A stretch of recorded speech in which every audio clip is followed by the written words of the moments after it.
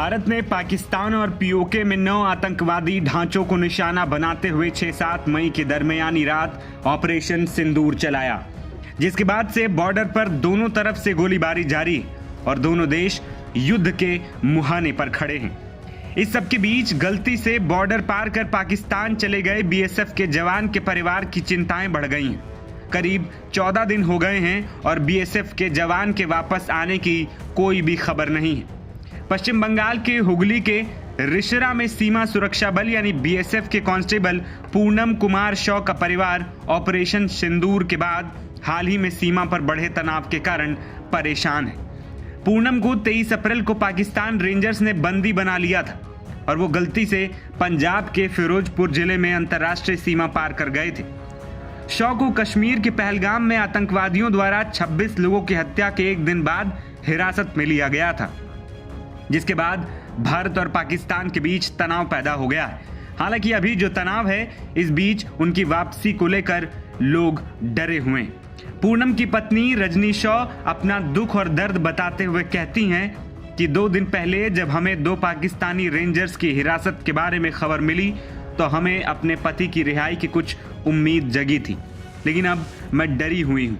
ऐसा लग रहा है कि युद्ध की स्थिति है, मुझे कोई सकारात्मकता नहीं दिख रही है। ये स्थिति खत्म होने वाली नहीं है, ये जारी रहेगी।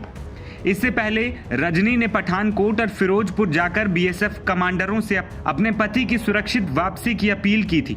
वो बीएसएफ के वरिष्ठ अधिकारियों से आश्वस्त होकर घर लौटी थी और उन्हें लग रहा था कि उनके पति जल्द ही सीमा पार से वापस आ जाएंगे, लेकिन फिलहाल ये इंतजार और लंबा होता जा रहा है। वहीं अधिकारियों का कहना है कि उन्हें सुरक्षित वापस लाने के लिए हर संभव कोशिशें की जा रही हैं। बीएसएफ ने भी परिवार से धैर्य रखने की अपील की है और उन्हें भरोसा दिलाया है कि ऐसी घटनाएं असामान्य नहीं हैं।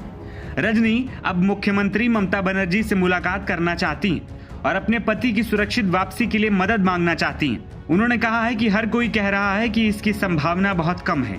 मेरे पति के बारे में किसी को कोई चिंता ही नहीं है। मैंने बीएसएफ से आखिरी बार सोमवार को बात की थी। मेरे पास उनका नंबर है, लेकिन पिछले 24 घंटों में मुझे कोई कॉल नहीं आया। हम मुख्यमंत्री से मिलना चाहेंगे क्योंकि हमें नहीं पता, शायद वो कुछ मदद का आश्वासन दे सकें या सरकार से बात कर सकें।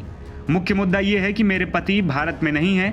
जब बातचीत चल रही थी तब मुझे उम्मीद थी, लेकिन अब ऐसे माहौल में मैं बेहद चिंतित हूँ। रजनी ने आगे कहा कि पहलगाम की घटना बेहद दुर्भाग्यपूर्ण थी और स्वाभाविक रूप से हर कोई सरकार से बदला लेने की उम्मीद कर रहा था। अगर मेरे पति वहाँ फंसे नहीं होते तो मैं भी यही कहती, लेकिन अब मुख्य समस्या ये है कि मेरे पति पाकिस्तान में हैं। मुझे नहीं पता कि मुझे क्या करना चाहिए और क्या नहीं। रजनी आगे कहती हैं कि कल रात भारतीय सेना ने पाकिस्तान पर हमला किया, उनके लोगों को मार डाला। अब वे भी जवाबी कार्रवाई करेंगे। मेरे पति को वापस लाना अब कैसे संभव होगा? रजनी ने बताया कि पिछले बुधवार को बीएसएफ के सीईओ से बात हुई थी। उन्होंने बताया कि पूनम ठीक है, भरोसा दिलाया कि उसे जल्द ही वापस लाया जाएगा। दूसरी ओर हिंसा प्रभावित मुर्शिदाबाद जिले के दौरे के दौरान ममता बनर्जी ने पत्रकारों के सवाल का जवाब देते हुए कहा था कि ये बहुत ही दुख की बात है।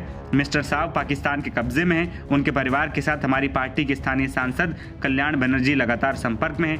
हमारी सरकार भी परिवार के संपर्क में है। हम चाहते हैं कि साहब को जल्द से जल्द वापस लाया जाए।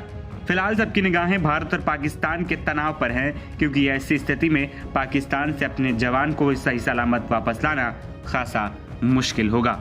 एनबीटी ऑनलाइन की रिपोर्ट।